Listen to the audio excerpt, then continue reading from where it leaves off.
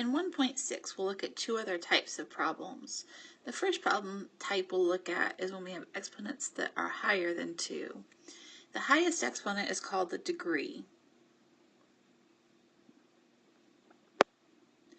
And the degree tells us how many answers we're looking for. So for example, in example 1, the highest exponent we see is this 3.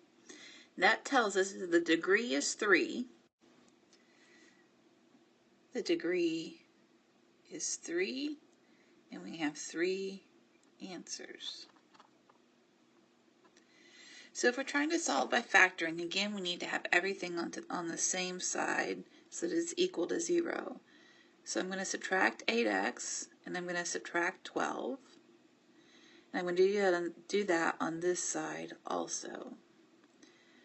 On the right side, it cancels out, so that gives me 0. On the left side, I'm going to write it in order from highest exponent to smallest exponent. So I want the 2x cubed first, and then plus 3x squared, and then minus 8x minus 12. It's called standard form when the exponents go from biggest to smallest. And now we're going to factor. When we have 4 terms, we're going to factor by grouping. So we'll look at the first 2 terms and then the second 2 terms. In the first 2 terms, we want to look for anything that they have in common. Well, there's no numbers in common between the 2 and the 3, but this term has x cubed and this term has x squared. That means that I can take out an x squared.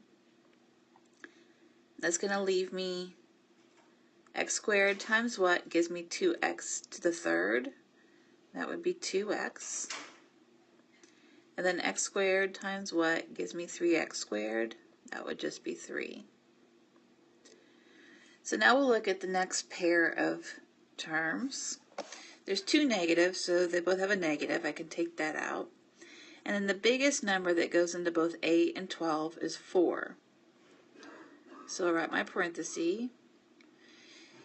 Now, because of this negative, it's going to change both signs in there. So the 8 was negative. It's going to be positive now. The 12 was negative. It's going to be positive now. So 4 times what gives me 8x, and that would be 2x. And 4 times what gives me 12, and that would be 3.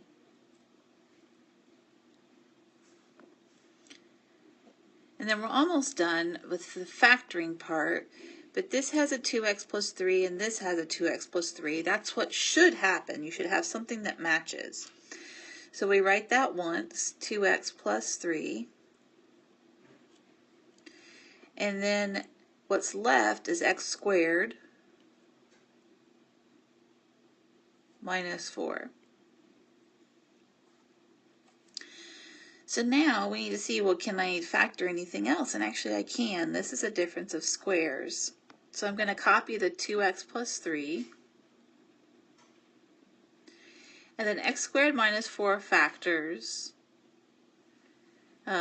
What you square to get x is x. What you get squared to get x squared is x. So we write that at the front of both parentheses. And then what you square to get 4 is 2. So we write that at the end of both parentheses. And we have 1 plus and 1 minus. And that still should all equal 0.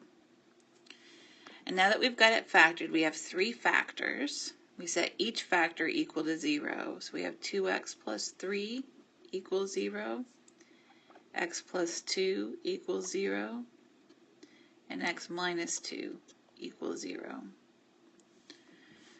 So I'm going to subtract 3 from both sides, and that gives me 2x equals negative 3. And then I'll divide by 2. And that gives me x equals negative 3 over 2. So that's one answer. Here I would subtract 2 from both sides. And that gives me x equals negative 2. That's my second answer. And here I'd add 2 to both sides. And that gives me x equals 2.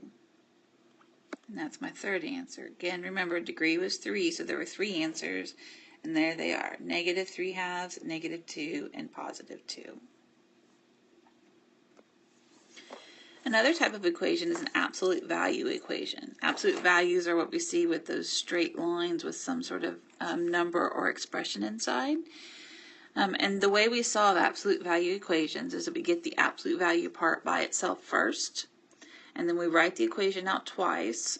One is the original without the absolute values, and one that equals the opposite sign. I'll show you that in a second.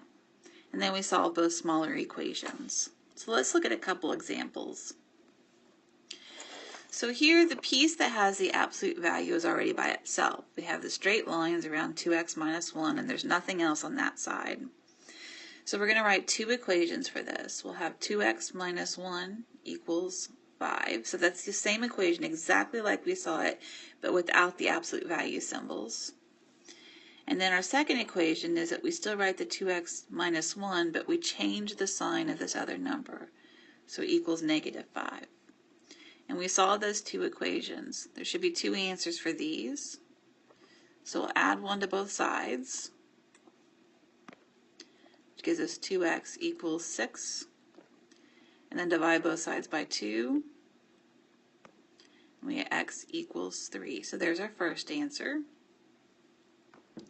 We'll do the same idea over here. We'll add 1 to both sides.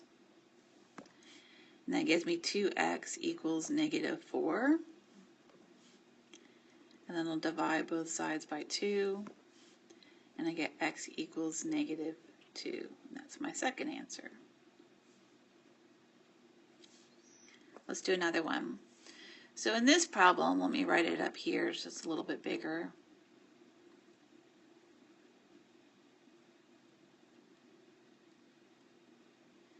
In this problem, this is our absolute value right here, but it's not by itself, and so we need to get it by itself. So the first thing we'll do is we'll add this 20 to both sides. And that gives us 4 absolute value of 1 minus 2x equals 20. And just like any other time when there's a number smashed against a symbol, it means multiplication. So the opposite of multiplication is division. So we'll divide both sides by 4. And that gives us the absolute value of 1 minus 2x equals 5. And now that the absolute value is by itself, we can write our two equations. So we have 1 minus 2x equals 5.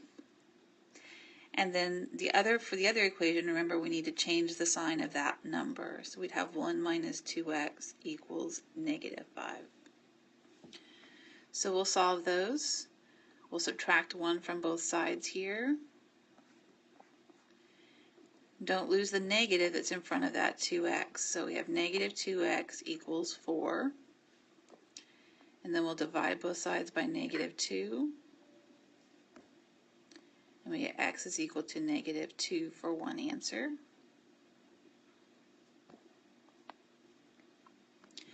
We'll do the same thing for our other problem. We'll subtract negative 1 from both sides. So we get negative 2x is equal to negative 6. And then we'll divide both sides by negative 2. And we'll get x is equal to positive 3. And that's how you solve absolute value equations.